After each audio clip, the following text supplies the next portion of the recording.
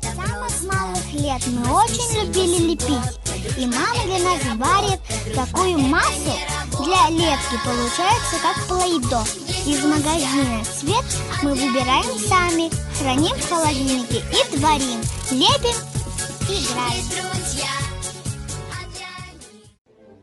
Классный наглядный опыт мы провели с помощью свечки и полоски бумаги. Я навсегда запомнил теперь, что потоки теплого воздуха поднимаются вверх.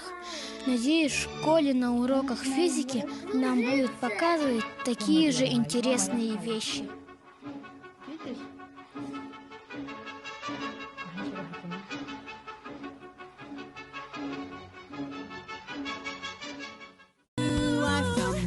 Знали, что с помощью соды и уксуса можно надуть шарик?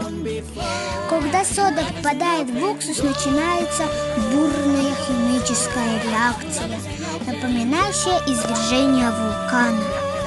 Это выделяется углекислый газ, создавая давление, которое надувает шарик. Правда ведь очень интересно? Мы обожаем слаймы и лизуны, и дома сами научились их делать. Берем клей ПВА фирмы Луч, с другими не получается, мы пробовали. Пену для бритья, можно и без нее. Краситель, можно и гуашь.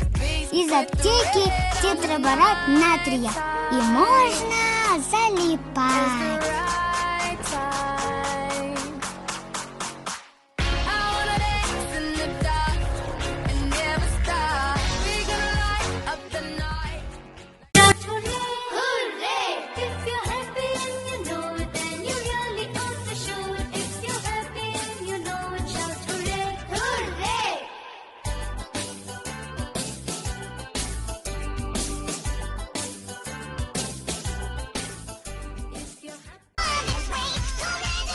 Я в восторге от такого волшебства. Не мог понять, куда исчез свет. И мама мне объяснила и показала, что происходит химическая реакция.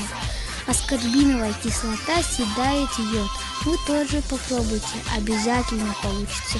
Но очень осторожно, не вдыхайте из стаканов. Кстати, также с помощью аскорбинки можно вывести пятна от йода. Беру в первом стакане теплую воду с 3 таблетками аскорбиновой кислоты, во втором теплую воду с йодом и уксусом. И проводим опыт.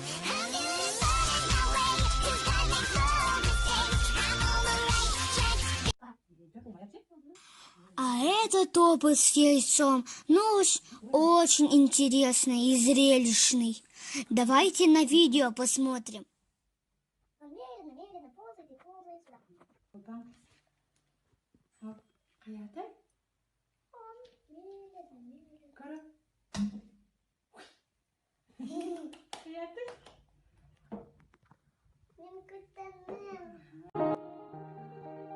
Также мы люди очень творческие. Мы красим крупы и макароны.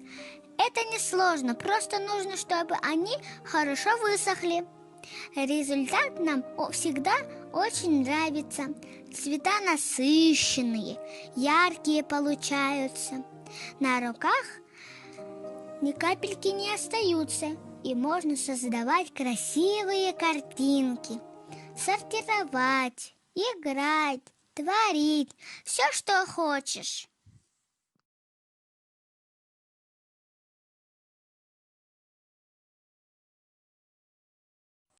Спасибо за внимание. Творите с детками вместе.